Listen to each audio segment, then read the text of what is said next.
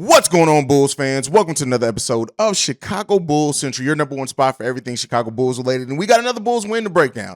But we're also going to talk about some of the players that so far on this Bulls roster that have outperformed my initial expectations for them. And then lastly, we'll also be going into, and I want to take a look at some of the free agent targets that we wanted to see the Bulls go after this season and how they stack up against what we actually brought into this team. It's actually going to be pretty surprising in a lot of areas. We'll get into all that and more right after this. You are now tuned in to Chicago Bulls Central, your number one place for all Chicago Bulls news and content.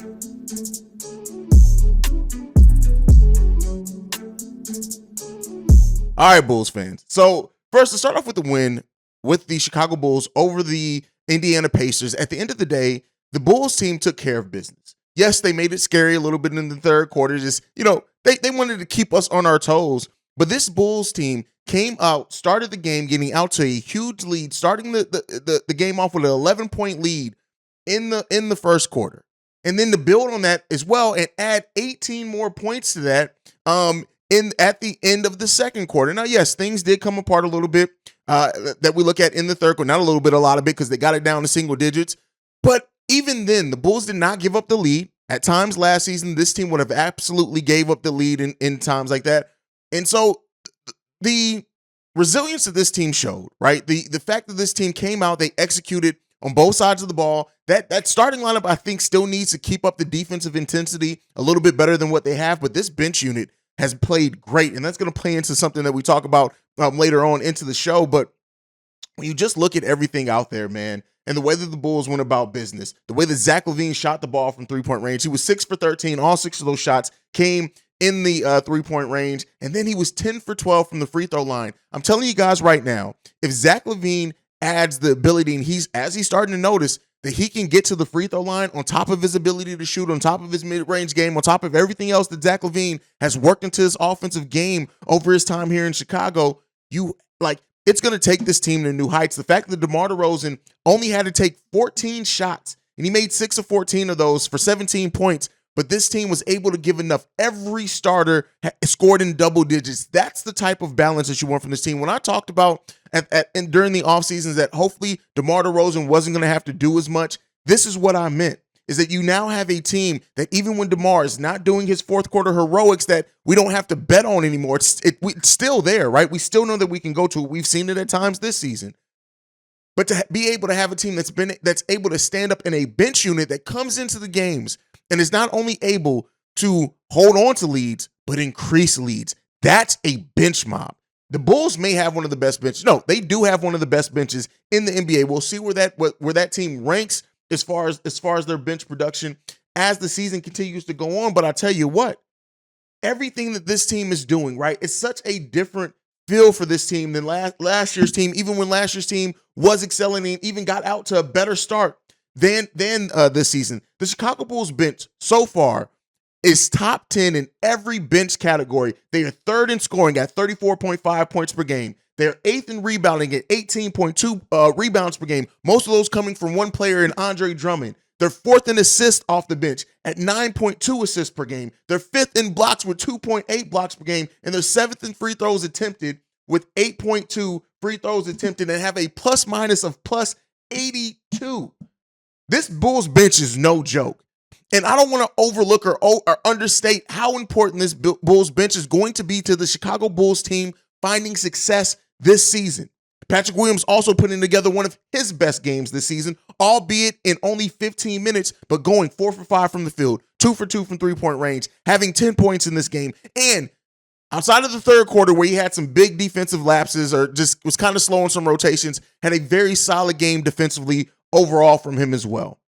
I see what they're doing with Patrick Williams. I talked about this in the post-game show. I think they're slowly trying to build that confidence of P. Will before they really start letting him play heavy minutes. But when you still have players like Javonte Green and Derrick Jones Jr., whose energy is still changing the dynamic of games, you kind of just have to fit in where you can. Javonte is Javonte. Like, Javonte's been great this season. 17 minutes in this game, 4 for 6 from the field, chips in 8 points, 2 rebounds, 1 assist, 1 steal. He's being very, like, his energy off the bench is key. And that's why I do like him off the bench for this team. Derrick Jones Jr. as well didn't score in this game, but he did other things out there where his energy affected him. And we already know Andre Drummond and Goran Dragic are maybe the best 1-2 punch. And then you throw in Alex Caruso as well, the best 1-2-3 punch in the NBA when it comes to being off the bench. Like having that like there are players that are definitely better off the bench, right? But I'm saying having those 3 players, the Bulls had 10 players score in this game. 10 players score, 11 players that played meaningful minutes during the meaningful part, but of course they extend outside of that. Kobe White played 12 minutes in this one, but I think what we're seeing also with this is that if Kobe's shot isn't falling, and with everything else that Goran Dragic's doing, it's going to be tough for Kobe to get the minutes that he was getting last season. But this was a great win from this Bulls team. When you look at the team stats as well, winning the shooting percentage battle, winning the turnover battle, winning the three-point shooting battle, definitely getting to the free throw line a little bit more early on. Now the Pacers ended up tying us with free throws at 24 and 24, but we got to the line way more consistently. We definitely won the rebounding battle. They won the block battle as well. They actually did win the turnover battle 2-2 nonetheless. But the way that this team played is exactly what we want to see. Zach doing this thing, Vooch doing this thing. And that's another thing. Let me not overlook Nikola Vucevic and his play as well. Vooch in this game, 31 minutes, he was 5 for 10 from the field, chips in 14 points, 7 rebounds, 4 assists. Now, Miles Turner was making it a little bit difficult out there for him scoring-wise, but Vooch still is just so much more focused and giving so much more energy on both sides of the ball that's just helping this team be a better team overall. This team played well. They played excellently, and I, for one, am glad to see how this team's been performing. But that brings us to the next topic for today. Bulls players that have outperformed my personal expectations for them this season. And the first one is Goran Dragic. I was very much so. I didn't see it for Goran. I didn't know how he was going to fit in on this team. I thought he was going to be there more as a depth piece if we had injuries, and which I guess is still kind of true because Lonzo wasn't ready to go. But it's so much more than that. The poise that he has out there, the way he's able to get the ball to people in situations in which they just don't necessarily even expect it themselves, but they still score. His court vision, his passing, the no-look passes in this game were beautiful. And his defense has not been terrible either, right? Goran is just out there playing like a veteran that's playing on a different level. When he comes off that bench unit, it's the perfect role for him. I don't know if he would be this impactful if he was starting. Like some Bulls fans did want to see him start in place of Lonzo Ball, but I don't know if he would be this impactful. What he's able to do as coming off that bench is a luxury that not a lot of teams have, and Goran has far exceeded my personal expectations for him, and I got to hold myself accountable for that because he's been amazing. While I was high on Drummond, the moment we signed Drummond, I thought and saw the vision for how Drummond could fit on this team coming off the bench. I did not see that for Goran Dragic, and it's been a revelation for me, and I know for many others, just how good he's been able to be for the Chicago Bulls team off the bench. The next one up is Ayo Dosunmu. While I was never down on Ayo, while I never thought that Ayo was like going to come in and have the sophomore slump, I didn't think it's the assertiveness for me, right? It's how he's cut down his turnovers. He's up his 3-point efficiency on a higher volume. He's just coming in and just playing like a player he's playing like a veteran out there. And that goes to show how sometimes staying in college helps players. But Ayo Dosunmu's coming in. If you look at the eye test he passed, the effort he gives defensively, putting the ball on the floor, going to the rim hard. Like I said, the one thing in holding myself accountable and being honest, I would like to see his passing get a little bit more tighter. But outside of that, everything else that he's done, it's just a different level of play out there from Ayo Dosunmu. Even when he was the starter last year, Ayo Dosunmu was passing up shots. We're not seeing that anymore. Ayo is moving confidently with the ball. He's taking shots confidently. He's not afraid to put the ball on the floor and go to the rim and get some contact. That added strength and everything that he's shown and flashed has been great for him so far this season. And it's paid big dividends for him. You got to look, he's upped his player efficiency rating. His rebounds, he's averaging 5 rebounds per game, 3.66 assists per game. He's averaging 12.8 points per game. His turnover ratio has gone down. His effective field goal percentage has risen from 58 to 63%. Everything with it.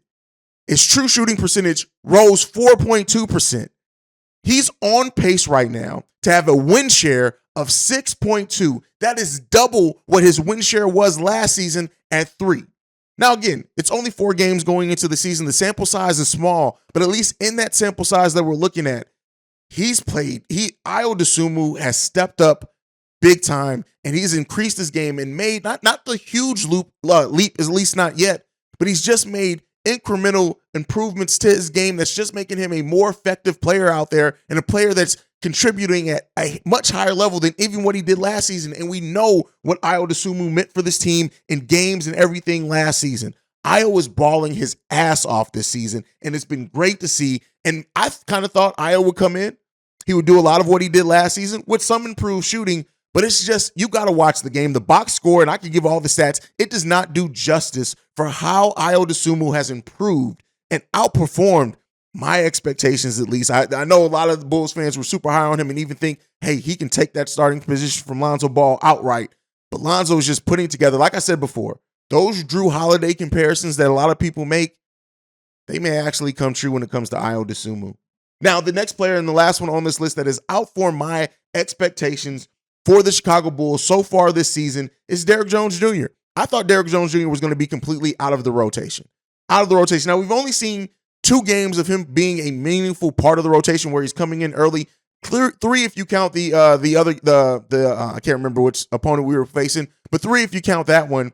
But Derrick Jones Jr., just the energy, right? And it's not always scoring. Like I said, in this game tonight against the Pacers, he didn't score at all. He didn't hit any of his shots. He took 3, he missed 3. But it's everything else that Derrick Jones Jr. is out there. He's not, the block shot number isn't going to be huge either, but he's affecting shooting. For a player that isn't doing anything else, he has a PER of 16.09, showing that he's giving something out there for this team. And when you watch the basketball being played, you know that Derrick Jones Jr. is making impacts, even if it's not in the score. And I got to hold myself accountable. I didn't think that Derrick Jones Jr. would get into the rotation any. And if Patrick Williams was playing better and more consistent, he probably wouldn't have. But thank God that everything happens for a reason.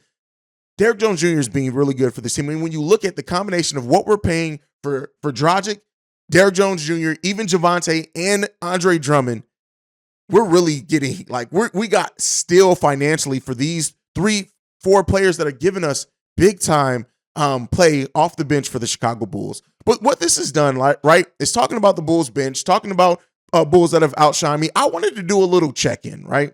And I wanted to check in on some of the players that me or other Bulls fandom really wanted the Bulls to go after. And the first one I'm going to talk about is PJ Tucker. Bulls fans really wanted to see us go after PJ Tucker. I always thought we may be priced out of it. But PJ Tucker, and so far in the season, on the Philadelphia 76ers that have not been winning games, but he's averaging 5 points, 4 rebounds, 0.6 assists, and he has a PER of 6.28. PJ Tucker seems like a player that's age has finally caught up with him. And while he's never been a player that scored big time, ever, he's never averaged double-digit points in his career. If you watch being 37 years old, paying $10 million for a player like that, I was always against. And I know a lot of Bulls fans were for the toughness, for the edge, and for the having a dog on the team. But PJ Tucker just has not been effective at all for the Philadelphia 76ers. And there is something to be said that overall, the team is playing bad, so he can't have a big impact either. But I just don't think that he's even what the 76ers were hoping that he was going to be. The next one we're going to check in with, and a lot of Bulls fans were adamant about this one, is TJ Warren. Still yet to play a game in the NBA this season. Still yet to play. Has not played a single game. Is still on the injury report every single time. I told you guys, a player that's been out of basketball that long, you don't want to bet on. You definitely don't want to give big-time money to, and that's being proven as well. TJ Warren, a fail. Not something that someone that the Bulls should have went after. This next one, though, is going to change some things. Isaiah Hartenstein. He was a player that I did think the Bulls should offer the full mid-level exception to. It would have been right in line with what he got as well. And Isaiah Hartenstein has been balling out. 9.3 points per game, 7.8 rebounds per game, right at 1 assist per game, and he has a PER of 19.22. Really good PER from him. He's not hitting the 3 ball effectively at all. Last season, he shot the 3 at 46%. He is shooting the 3 ball at 16.7%. So that 3-point shot just is not falling yet for him in the 4 games. He's played in all 4 games, averaging 24 minutes per game. He's shooting the ball otherwise at a 60% clip, averaging those 9.3 points per game. And so Isaiah Hartenstein is still a player that I do wish that the Bulls would have went after. He's still a player that I think had for example, if we had Isaiah Hartenstein instead of Andre Drummond, I do think we would still be very happy with the bench production that Isaiah Hartenstein is able to give. Would he be rebounding at the rate that Drummond is? No. Would he defend at the rate that Drummond is? In a different way. He's better on pick and rolls. Like Isaiah Hartenstein is a really creative defender. He's not great by any stretch of the imagination, but he's a younger player as well at only 24 years old. But Isaiah Hartenstein is having a pretty solid season for the New York Knicks. And the New York Knicks, have been playing okay. They're 3-1 on the season so far. So again, this is a player that if we're looking at passing the test, the stat-wise, he's performing. But the thing is, had we signed Isaiah Hartenstein for what he got signed for, that full mid-level exception, we wouldn't have Goran Dragic on this team right now. So the combination of having Drummond and Dragic, I'm still saying at this point in the season, because the stats aren't too different, I still would rather have the two players that we have than Isaiah Hartenstein, but Hartenstein is still balling out. The next one and the last one that I'm going to cover on this list, no, I'll cover two more on this list. Mo Bamba. Mo Bamba this season, after having his best season, one could call it a breakout season, averaging double-digit points, averaging 8.1 rebounds per game. He did start 69 games and was playing 25 minutes, has seen a drastic cut from this roster. Not starting anymore. He's played in all 5 games, but he's only averaging 12 minutes per game. He's averaging 2.8 points per game, 2.4 rebounds per game, and only a PER of 2.4. Now, it's harder to judge Mo Bamba because his role has been so drastically cut by the way that the Orlando Magic roster works. He's found himself moved from that, like I said, from that starting lineup, and you have Paolo Banchero, who's just coming in and balling out initially. Franz Wagner, Wendell Carter, all above Mo Wagner on that depth chart at different positions. Well, Franz plays the small forward, which saves him a lot. But at the end of the day, Mo Bamba, it's a question mark, right? Because we don't know what Mo Bamba would be able to do with more minutes, right? But the fact of the matter is that Mo Bamba was never going to come in here and be the starter. At least I didn't project that. He was going to come in here and be a bench player. Now he's averaging 12 minutes per game. On the Bulls, it'll probably be more like 18 minutes per game. But I still don't think in the way that he's played so far that there's enough to say there that paying that full mid-level exemptions for Mo Bamba would have been better than the sum of the parts of Goran Dragic and Andre Drummond. And then the last player on this list, the one that I still say, and I'm going to say this right here, I'm going to bury the lead. I get it, Dragic's playing great, but I would rather have this player than having Drummond and Dragic. That's just me because of his youth, because of his ability to stretch the floor, because he'd probably be our starting power forward right now because of how P. Will has played, and that's Jalen Smith. This is a player that I did want to see the Bulls go after. He's having an efficient season at a PER of 21, 13.8 points per game, 8.8 rebounds per game, and 1.1 assists per game from Jalen Smith so far in this short part of the season. He's playing very well, and there was times last night against us where he was hitting shots that were just amazing. He's shooting the ball at 31%, not great, not bad. He's 50% overall from the field. Get doing the dirty work. Also adding a block and a half per game in a team that needs some rim protection. I would have loved to have Jalen Smith on this team. Again, didn't seem likely, didn't seem like it was in the cards. He ends up staying with the team that he was in and earning a bigger role. And as this team may look to move a Buddy Hield, move a Miles Turner, they do have a nice young player in Jalen Smith that's going to be able to come in, step up, and they can continue to develop at only 22 years old. So again, a player that was on my list. I don't know if he was on a lot of other Bulls fans' lists though, but I had to list him here.